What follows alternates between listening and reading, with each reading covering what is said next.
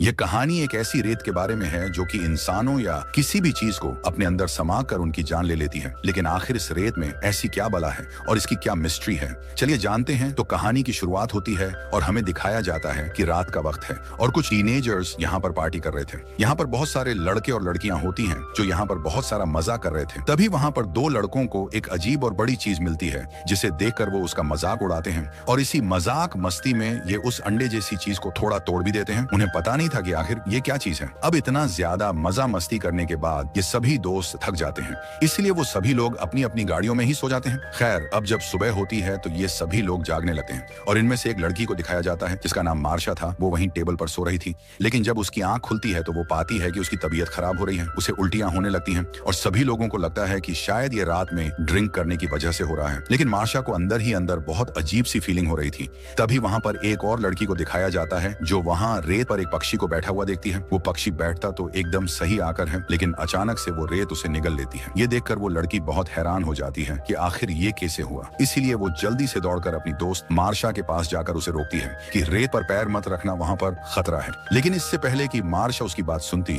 वो रेत पर पैर रख चुकी थी और उसका पैर भी रेत के अंदर जाने लगता है। वो बहुत कोशिश करती है अपना पैर बाहर निकालने की, लेकिन इस कोशिश में उसका हाथ भी रेत पर चला जाता है। अब वो घबरा जाती है और चिल्लाने लगती है। उसके दोस्त ये सब देख रहे थे और वो भी घबरा गए थे। वो उसकी मदद के लिए कैसे आते, क्योंकि इस रेत में कुछ ना कुछ अजीब हो रहा था। किसी को भी समझ नहीं आ रहा था कि उन्हें क्या करना चाहिए। अब मार्शा की हालत देखकर गाड़ी में बैठा उसका दोस्त उसकी मदद करने के लिए आता है, लेकिन सभी लोग उसे रोकते हैं। जहां वो किसी की बात नहीं सुनता और वो जैसे ही सैंड पर अपना पैर रखता है तो वो गिर जाता है। वो मुंह के बल गिरता है और रेत से चिपक जाता है। वो अपने आप को छुड़ाने की बहुत कोशिश करता है, लेकिन अब उसकी स्किन रेत के साथ चिपकने लगी थी। उसके पूरे शरीर को सैंड ने जख्मी कर दिया था और ये देख के उसके दोस्त गाड़ी स्टार्ट करने लगते हैं ताकि वो किसी तरह से अपने दोस्त को ऊपर खींच ले, लेकिन उनकी गाड़ी भी स्टार्ट नहीं होती। अब उस लड़के का एक दोस्त उसकी तरफ एक रस्सी फेंकता है, लेकिन वो लड़का इस हालत में नहीं था कि वो उस रस्सी को पकड़ पाता और अगले कुछ ही लम्हों में उसकी पूरी बॉडी रेत के अंदर समा जाती है, जहां बाकी सभी लोग ये सब देखते ही रह जाते हैं। अब वो काफी डर गए थे और सभी लोग प्लान करते हैं कि ये जल्दी ही यहाँ से निकल जाएंगे। अब जो लड़का गाड़ी की ड्राइविंग सीट पर बैठा था उसका नाम जोना था। वो गाड़ी को फिर से स्टार्ट करने की कोशिश करता है, लेकिन ऐसा हो ही नहीं रहा था। तभी हम एक मोटे से आदमी को देखते हैं जो कि एक ड्रम में होता है। वो हिलने लगता है तो उसके दोस्त उसे कहते हैं कि तुम जरा सा भी मत हिलो, क्योंकि अगर तुम नीचे गिर गए तो ये रेत तुम्हें अपने अंदर ले लेगी। वो आदमी कहता है, क्या तुम मेरे साथ मजाक कर रहे हो? क्योंकि उसने अपनी आंखों से ये सब नहीं देखा था। वो उस वक्त सो रहा था और अब उसे इस ड्रम में दर्द होने लगा था, इसीलिए अब वो हिलने लगता है। एक लड़का उससे कहता है कि अगले 2 घंटों में कोई हमारी मदद के लिए आ रहा है, हमने कॉल कर दिया है,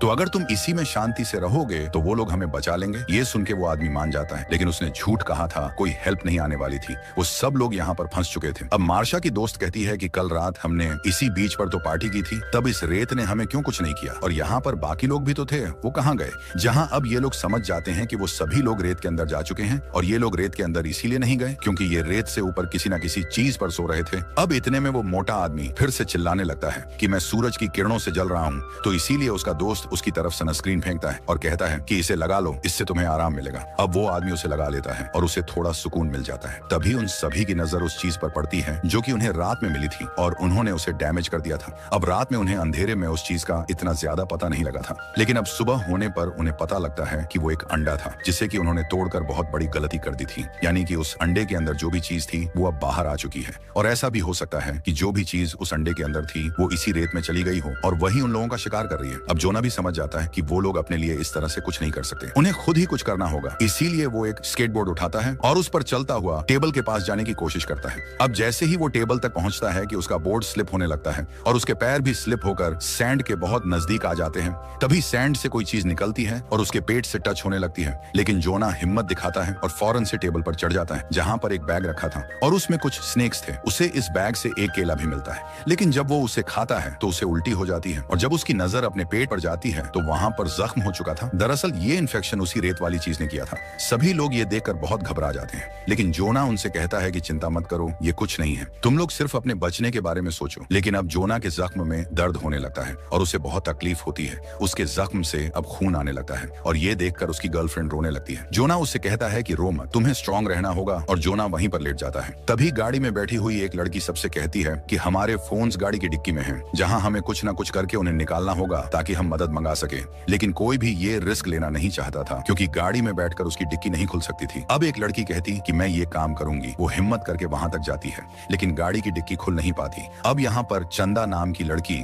उसे एक लकड़ी का टुकड़ा पकड़ाती है जिससे वो इसको जोर से पकड़ ले और रेत की तरफ न गिर जाए, लेकिन अभी भी वो गाड़ी की डिक्की खोल नहीं पा रही थी। इसीलिए जोना की गर्लफ्रेंड उसे एक रोड देती है और कहती है कि अब ट्राई करो, जहाँ वो लड़की फाइनली गाड़ी की डिक्की खोल लेती है। लेकिन तभी उन्हें दूर से कोई आता हुआ दिखाई देता है। वो वहाँ का सुपरवाइजर था। वो सभी लोग उसकी तरफ देखने लगते हैं और ध्यान बटने पर वो लड़की जो डिक्की खोल रही थी उसकी उंगलियां डिक्की में फंस जाती हैं। यानी अब डिक्की बंद हो चुकी थी। वो दर्द से चिल्लाती है और वो सभी लोग उसे अपने पास बुलाने की कोशिश करते हैं, लेकिन वो सुपरवाइजर कहता है कि तुम्हारी जनरेशन दारू पी के पता नहीं क्या क्या काम करती है। लेकिन ये सब लोग उसे बताते हैं कि हम मुश्किल में हैं। वो अपनी गाड़ी उनकी तरफ लेकर आता है और उतरने लगता है। वो सभी शोर मचाते हैं कि रेत पर पैर मत रखना, लेकिन जैसे ही वो रेत पर पैर रखता है तो वो देखते हैं कि उसे कुछ भी नहीं होता। अब सबसे पहले वो जोना के पास जाता है और उसका पेट देखकर हैरान हो जाता है कि आखिर ये सब किसने किया। इसके बाद वो उस मोटे आदमी को ड्रम से निकालने की कोशिश करता है, लेकिन वो बहुत मोटा था और वो उससे हिल भी नहीं पाता। इसीलिए वो कहता है कि चिंता मत करो, कुछ ही देर में मैं अपनी टीम को यहाँ बुला लेता हूँ जो कि तुम्हें यहाँ से रेस्क्यू कर लेगी। लेकिन मुझे ये समझ नहीं आ रहा कि आखिर तुम लोग यहाँ पर कर क्या रहे हो। तो जोना की दोस्त उसे सब कुछ बताने की कोशिश करती है और कहती है कि हमारी दोस्त की उंगलियां गाड़ी की डिक्की में फंस गई हैं। सुपरवाइजर उसके पास जाता है लेकिन वो उसकी हेल्प नहीं करता। ये देखकर जोना की दोस्त उस पर चिल्लाने लगती है और सुपरवाइजर उसके पास जाकर कहता है कि तुम मुझसे इतनी रूडली बात क्यों कर रही हो, तुम्हारे साथ परेशानी क्या है। जिस पर वो कहती है कि तुम्हें दिख नहीं रहा कि हम प्रॉब्लम में हैं, हम रेत पर नहीं आ सकते, पहले ही इस रेत ने हमारे 2 दोस्तों को अपने अंदर निगल लिया है। सुपरवाइजर कहता है कि मेरे साथ ये गेम मत खेलो, अगर ऐसा ही है तो मैं रेत पर कैसे खड़ा हूँ और तुम लोग भी जल्दी से नीचे आ जाओ। लेकिन जोना की दोस्त और उसकी दोस्त नीचे नहीं आते क्योंकि वो जानते थे कि इससे उनकी जान जा सकती है। तो वो सुपरवाइजर अपनी गन निकाल लेता है, लेकिन साथ ही उसकी चाबी भी रेत पर गिर जाती है। सब उससे कहते हैं कि उन्हें उठाना मत, लेकिन वो नहीं सुनता और अपनी चाबी उठाने के लिए जैसे ही उसका हाथ रेत से टच होता है तो वो रेत उसके हाथ को भी फांस लेती है। लेकिन सुपरवाइजर के पास पेपर स्प्रे होता है जिससे वो उस पर स्प्रे करने लगता है, लेकिन कोई फायदा नहीं होता। वो क्रीचर उसका आधा हाथ काट लेता है जिससे बहुत खून निकलता है। सब डर जाते हैं और चिल्लाने लगते हैं। अब जोना की दोस्त दूर से ही उसका पेपर स्प्रे उठा लेती है कि शायद उस क्रीचर को हराने में ये उनकी कुछ मदद करे और अब सुपरवाइजर पूरी तरह से रेत में गिर जाता है और वो रेत उसे निगलने लगती है। रेत उसे पूरा निगल लेती है और अब ऊपर केविन और जोना की दोस्त अपने एक साथी से बात करते हैं, जहां अब उन लोगों को समझ आ जाता है कि सुपरवाइजर को इसलिए कुछ नहीं हो रहा था क्योंकि उसके जूते मजबूत थे और नीचे से टॉवल के जैसे थे, यानी कि फाइबर वाले। इसीलिए वो लड़का अपने बाकी साथियों से कहता है कि मेरी तरफ टॉवल फेंको, हम उसे अपने पैरों पर बांध कर यहाँ से निकल सकेंगे। जब उसके दोस्त वो टॉवल उसकी तरफ फेंकते हैं तो उसे पकड़ने के चक्कर में वो कैबिन से नीचे गिर जाता है। उसके नीचे गिरते ही रेत से बहुत सारे धागे जैसी चीजें बाहर आती हैं जो कि शायद उस क्रीचर के टेंटिकल्स थे। वो उसकी पूरी बॉडी के साथ चिपककर उसका खून पीने लगते हैं और देखते ही देखते बाकी लोगों की तरह उस सैंड में गुम हो जाता है। ये देखकर वो लोग बहुत डर जाते हैं। अब चंदा अपने कानों पर हाथ रखकर रोने लगती है और जोना की दोस्त उससे कहती है कि सब ठीक हो जाएगा और साथ ही उसे एक ग्रिल सीधी करके रखने को कहती है और उसके साथ एक और ग्रिल वहां पर रखकर कैबिन से जंप लगाकर गाड़ी में चली जाती है। और अब जैसे ही वो गाड़ी में आती है तो वो चंदा को थप्पड़ लगाती है क्योंकि ये सारा उसी का प्लान था कि यहाँ पर आया जाए। हालांकि इसमें उसकी कोई गलती नहीं थी और अब ये दोनों मिलकर उस डिक्की में फंसी लड़की की उंगलियों को निकालने की कोशिश करती है और वो उसे निकाल भी लेती है। अब जोना की दोस्त उसके हाथ पर टॉवल बांधती है और वहीं दूसरी तरफ हम उस मोटे आदमी को देखते हैं जो कि उस ड्रम में फंसे होने की वजह से उसका पूरा शरीर दर्द करने लगा था। उसकी बॉडी से खून भी आने लगता है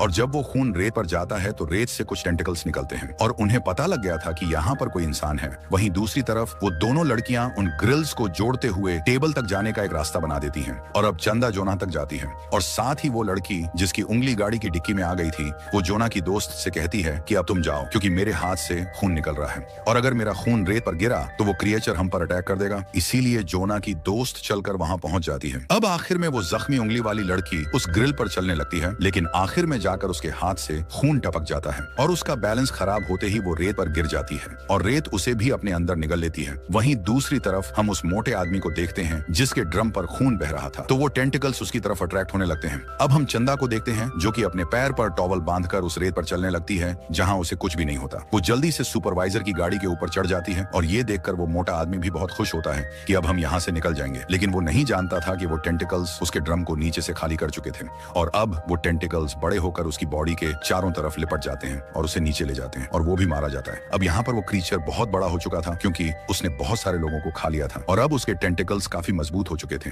जिसके बाद वो क्रीचर सुपरवाइजर के गाड़ी के पास आकर उसे हिलाने लगता है जिससे वो चांदा गाड़ी के ऊपर ही गिर जाती है। गाड़ी से उसका सर टकरा जाता है और वो बेहोश हो जाती है। जहां अब जोना की फ्रेंड अकेली बची थी क्योंकि अब जो जिंदा बचे थे उनकी हालत खराब थी थी। वो काफी घबरा जाती है और अब रात भी हो जाती है और रात होते ही चंदा को भी होश आ जाता है। तो वो एक एयर वाटर टब तक जाती है जिस पर वो जोना को लेटाकर गाड़ी तक पहुंचाती है और जब पीछे पीछे जोना की दोस्त भी आ रही होती है तो वो क्रिचर अपने टेंटिकल्स से गाड़ी का दरवाजा बंद कर देता है। यहाँ पर उस क्रिचर के टेंटिकल्स चमक रहे थे, उनसे नीली रंग की लाइट निकल रही थी, लेकिन जोना की दोस्त हिम्मत नहीं हारती और वो गाड़ी के अंदर आ जाती है। वो यहाँ पर देखती है कि गाड़ी में एक गैसोलीन का कैन भी है और वो क्रीचर उस कैन को पकड़ लेता है। वो उसे छोड़ ही नहीं रहा था, इसीलिए जोना की दोस्त वक्त बर्बाद ना करते हुए दूसरा कैन उठाकर गैसोलीन गाड़ी के चारों तरफ डालने लगती है, जिससे कुछ गैसोलीन क्रीचर के ऊपर भी गिर जाता है और फिर वो उसमें आग लगा देती है, जिससे उस क्रीचर के टेंटिकल्स में भी आग लग जाती है और वो तड़पने लगता है। जोना की दोस्त फौरन गाड़ी के अंदर जाकर दरवाजा बंद कर लेती है, लेकिन अब क्रीचर गाड़ी का दरवाजा भी खोलने लगता है, लेकिन जलने की वजह से अब उसकी ताकत कम हो गई थी और अब वो रेत में समा जाता है। अब रात काफी हो चुकी थी और वो तीनों बहुत डरे हुए थे, इसीलिए वो लोग गाड़ी में ही सो जाते हैं। जब सुबह होती है तो कोई उनकी गाड़ी पर नॉक करता है। वो कोई पुलिस ऑफिसर लग रहा था। अब जब जोना की दोस्त बाहर निकलकर अपना पैर रेत पर रखती है तो उसका पैर नहीं चिपकता और साथ ही चंदा भी बाहर आ जाती है और वो दोनों यहाँ से निकल जाती हैं। दरअसल वो क्रिचर रात में जलने की वजह से मर चुका था और अब रेत में कोई हलचल नहीं थी, चारों तरफ शांति थी, लेकिन जोना की उन जख्मों की वजह से